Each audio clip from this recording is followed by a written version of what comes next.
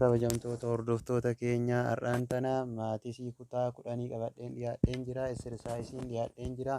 Namoonni YouTube kana haaraa taatan sabiskiraayib gochuu hin irraanfatina. Maatii fi wantoota barnoota hedduu asirraa argattu jedha. Waan kana ta'eef hanga xumuraatti nafaan abbaa naffeerraa kiyya. Leete koontiiniyuu gaafilee haa eegallu. Okay, gaafiin isa kana gaafii tokkoffaa keessaa gaafii fuladheen jira. So isa kana hojjechuudhaaf distaansiidhaan hojjannaa. Distaansii foormulaa keenya barbaadi jedha. D is equal to under radical x1 y1 x2 y2. So isa kana x1 minus x2 jenneetiin jalqabna jechuudha. y2 minus y1 the whole square plus x2 minus x1 the whole square jenneetiin hojjanna jechuudha. Foormulaa kanaan hojjanna. So x2 kenna y2 kenna maali 3 minus y1 kenna minus 5 dha. Minus 5 the whole square plus jennaan 7 minus 1 the whole square under radical jennaan diin kenna isa kana fakkaata. So kana jechuun maal jechuudha 8 dha. 8 square jechuun 64 plus kana jechuun 6 dha. 6 square jechuun what 36 dha. So asirraa maal goona kun meeqa nuu dhufe under radical 100 nuu dhufe. Under radical 100 jechuun radikaala keessaa yoo 10 ta'a jechaadha. So 10 unity dha. Maaliin kenna distaansiin kenna 10 yuunitii nu ta'eera. Isa kana fakkaata gaafiin itti aanu gaafii diiti. Okay, gaafiin diin gaafii tokkoffaa keessaa diin isa kana akkuma dura x1 kenna kana x2 kenna kana y1 kenna kana sorry x2 kenna kana y2 kenna isa kana. So d is equal to under radical what b minus b y2 dha. y1 kenna kunooti minus b into the whole square jennaan. Squarein lamaanifuu dhaabatti plus jettaan. A minus a y x1 dha minus jennaan kunooti x2 x1 dha x2 jennaani.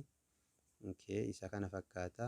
So the whole square kana jechuun plus ol gooti gidduu kana. Kanaafuu b plus b jechuun 2b the whole square plus tunillee maal taati minus 2a the whole square taati jechaadha.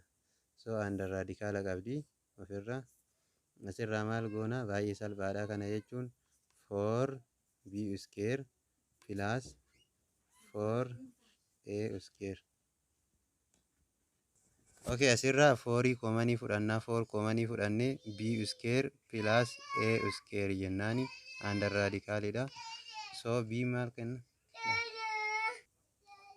So isa kana fakkaata. B kenna yoo fudhanne 4 dha. 4 kenna maal ta'a asitti 2 ta'a. Kana jechuun immoo lachuu square waan qabduuf absolute value goone b plus a haala kanaan ba'a jechuudha. Isa kana kunoo haala kana fakkaata. Gaafiin d afaan eeriyaa barbaadii jedha. Maal nuu kenne asitti adjacent poointii 2 nuu kenneera. Adjacent irraa eeriyaa maali barbaadu square barbaadii jedha. Fakkeenya squarein isa kana haa jennu. Square kana asiin a dha asiin b dha. Distaansii gidduu jirtu kana ni argitu. Eeriyaa jechuun what d square jechuudha. Distaansii square dha. Kanaafuu d is equal to what kun haaluma kanaan hin jira. y2 ni jira, y1 x2 ni jira, x1 ni jira, y1 ni jira. Sanaafuu under radical jennaani 4 minus 7 akkuma asirra argaa jirtan the whole square plus minus 1 minus 3 the whole square. Isa kana akkami hojjannaa? Amma kuni maal ta'a? Walitti yoo edaanu 11 ta'a jechuudha. 11 square plus kuni hoo minus 4 square ta'a jechaadha. Under radicaalii jala jira. So asirraa wanti nu hubannu isa kana jechuun 121 eda'uu 16 jechaadha. Under raadikaalii jalatti kana jechuun maal dhufa? 7 3 1 under radical what 137 dhufa. Maaltu distaansiin keenya? Eeriyaan keenya hoo eeriyaa is equals to d square jennaan. Distaansii makana square gochuudha. Maal goona 137 square goona jechuudha. Square gaaf goonu maal ta'a? 137 ta'a jechaadha. Maaltu eeriyaan keenya? Unit square jennaan. Eeriyaa oo kana fakkaatti gaafin sadaffaan action.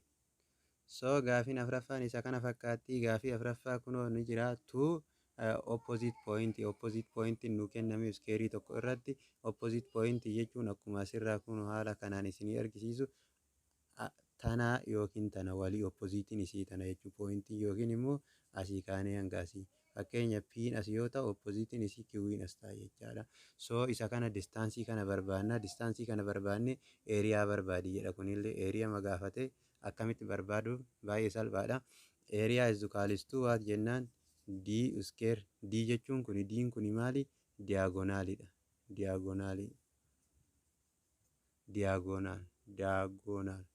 Diyaagoonaal square over 2 jechuudha. Over 2 jennaan. Kanaafuu distaansii keenya argachuu qabna. Amma distaansii argachuudhaaf maal goona? Isa kana distaansii foormulaadhaan hojjechuun dirqama. Distaansii foormulaa keenya under radical jennaani -3 -5 the whole square plus 1 -3 the whole square. Kana jechuun maal ta'a? 8 dha. -8 dha. -8 square maal ta'a? 64 ta'a jechaadha. -8 square 64 plus jennaan. Kunoo -2 ta'a. -2 square 4 ta'a. Under radical jennaan. Kanaafuu maal ta'e? 68 under radical 68 ta'e distaansiin keenya.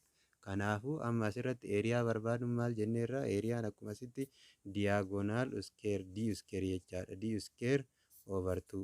D'n keenya d kana square yoo goonu under radical 68 square goona jechuudha over 2.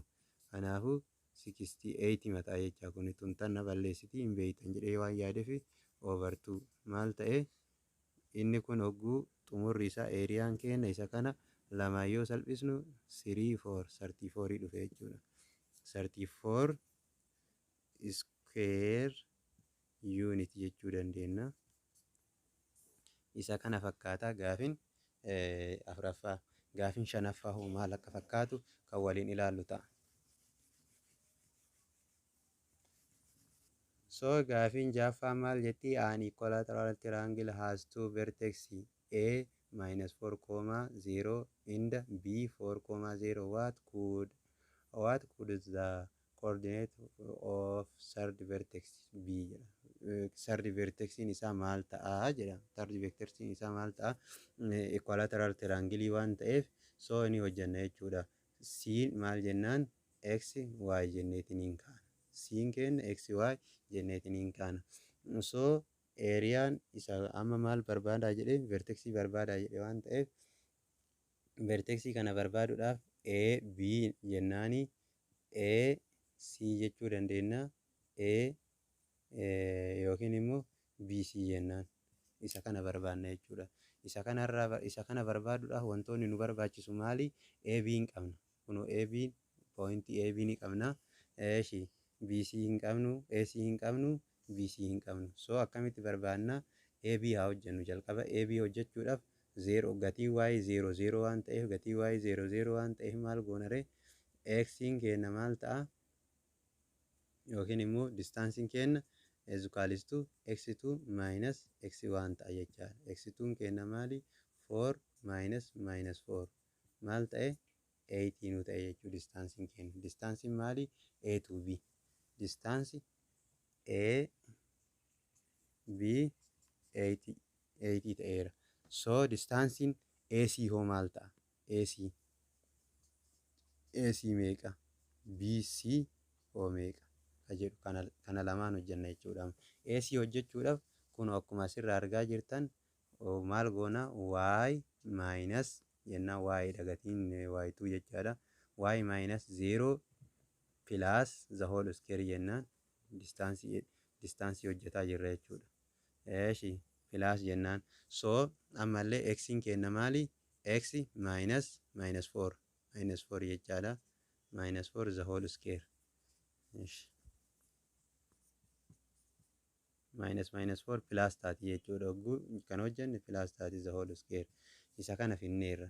So kuni maal ta'a y square plus isa kana ogguu hojjennu maal nu ta'eera x plus 4 the whole square ta'eera. Under radicaalii jalatti maaltu AC'n distaansiin AC. Distaansii AC kan arganneerra ni qabaanna. Distaansii AC isa erga isa kana arganne distaansii maal barbaannare BC barbaanna. BC ogguu barbaannu akkamitti barbaanna? BC illee haaluma saniin barbaanna jechuudha.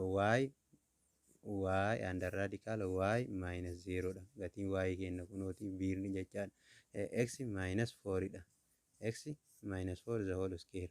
Kunillee the whole square waan ta'eef isa kanallee haala kamiin barreessinaa y square plus x minus 4 the whole square dha. The whole square.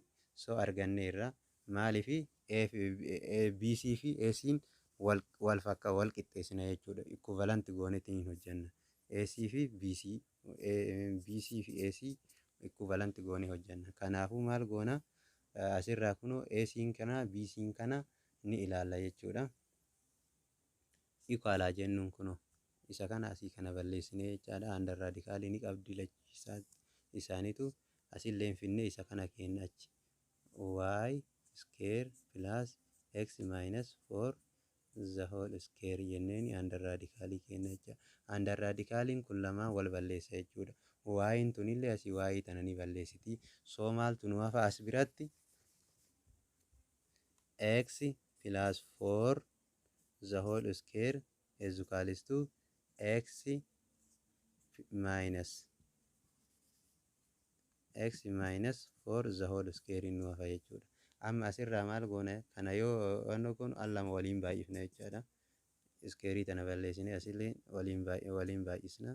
Square tuna baddu x dhaan gaafa baay'ine x square dha minus ogguu hojjennu 2 x kenna maal ta'a 2 4x ta'a 4x ta'a kan allama deebiti jechuudha. Plus asitti immoo maal ta'a 4 kenna 16 nu hafa. Asilleen isuma kana yoo baay'isinu x square arganna minus jennaan 2 into 4x arganna. Eeshi 4x arganna minus maal golgooti 60 plus 60 wal gooti. So asirraa maaltu jira kun 8 nu ta'e jechuudha. X square plus 8x plus 16 is equals to x square minus 8 x plus 16 asillee gamaa gamana wal fakkaatu 60 balleessite x square balleessite maaltu nu hafe 8x is equals to minus 8x.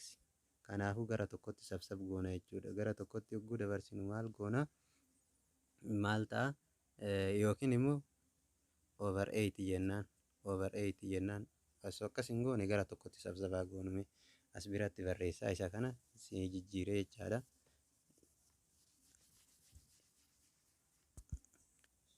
Okay, isa kana maal goona x minus in plus x ta'a is equals to 0 dha. Kana jechuun maal jechuudha 16x is equals to 0 dha.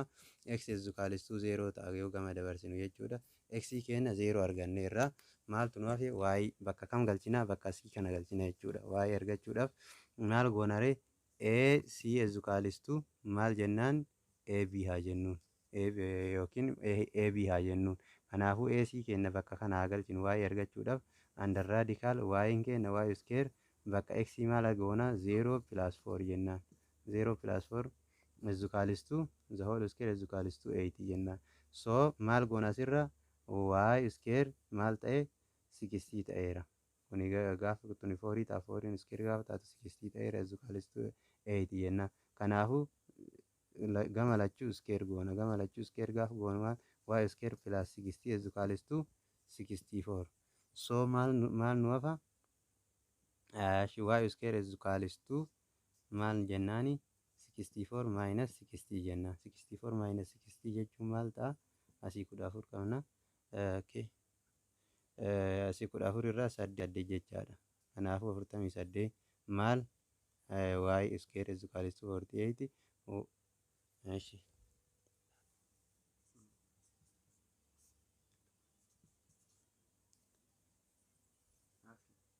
Y is equals to what? Y is equals to under radical 48 ta'eera. Gatii y arganneerra, gatii x illee arganneerra. Isa kana baasuudhaaf dammoo maal goona? Faaktaraa goonu 48 lamaayyoo faaktar goonu meeqa? 24 dha. Lamaayyoo faaktar goonu ammas 12 lamaayyoo faaktar goonu meeqa nuu dhufa? 6 nuu dhufa. Lamaayyoo faaktar goonu 3 nuu dhufa. Kana waliin baay'isi 2 the power of 4 times what? 3. 2 the power of 4 times 3 jechuun maali? 2 the power of 4 jechuun 60 dha. Kanaafuu maaliin baati? 4 baati. 4 into radical 2 plus or minus dha. Kanaafuu deebiin keenya baay'ee haala salphaadhaan arganneerra jechuudha. Gatii maali? Gatii y keenya arganneerra. Gatii y keenya maali? Isa kana jechaadha. Gatii y keenya erga isa kana ta'e x keenya dura 0 jenneeniirra. Y keenya maali? Meeshii 4 radical 2 jennaan yoo barbaanne yookiin immoo minus 4 radical 2 jechuu ni dandeenya. Minus 4 radical 3 jechuu dandeenya jechuudha. Isa kana fakkaatti deebiin gaafii kanaa isa kana fakkaata. Okay, gaafiin torbaffaan isii kana fakkaatti. Gaafii kana hojjechuudhaaf gaafiin maal jetti? What are the possible value of b jetti if point n b 4 jedha is 10 unit jedha. 10 unit away from the b jedha. Kan irraa fagaatu b irraa 10 unit fagaataa jedha. Kun 10 unit fagaataa. Kanaafuu distance is equals to 10 dha jechuudha. Wanni beekuu qabnu distance 10 waan ta'eef baay'ee salphaadha. Kanaafuu d is equals to distance is equals to under radical what? B'n keenya ni jira minus 2 minus 4 plus the whole square plus 0 minus b the whole square. Isa kana jechuudha. D jechuun 10 dha. 10 is equals to jennaan. Kana yoo walitti maal goona? Minus 6 ta'a. Minus 6 square jechuun 36. Under radical 36 plus jettaan. Kana jechuun minus b dha. Minus b square jechuun immoo b square ta'a. Okay, amma maaltu nu hafe? Baay'ee salphaadha. Gama lamaan isaaniitu square gochuudha. Asillee square gochuudha. 10 illee square goona. 10 square yoo goonu 100 dhufa. Kana immoo squarein tun radicaalii balleessiti. 36 plus b square. So maal goona? 100 minus 36 is equals to b square. Maal jechuudha? 64 jecha kun b square. So b directionii jijjiira jechaadha. B is equals to under radical what? 64. Kanaafuu b'n keenya maal ta'e? Plus or minus 80 ta'e jechuudha. Plus illeen minus illeen 8 illeen ni ta'a jechuudha. Kanaafuu isa kana fakkaata. Kunoo b is equals to minus or plus 80 ta'a jechuudha. Eessa as bira dhufneetiniin laaluu dandeenya. Minus 8 yoo barbaanne immoo 8 jenneetiniin murteessuu dandeenya. Viidiyoo fi exercise kana fakkaatan hedduu isinii hojjechuudhaaf qophiirra jira. Hojjedheen jirallee kanaafuu hanga xumuraatti na faana bu'a. Yoo jaalattan namaafis share godhaa. Subscribe gochuun irraafatina isin jaa obboloota kiyya.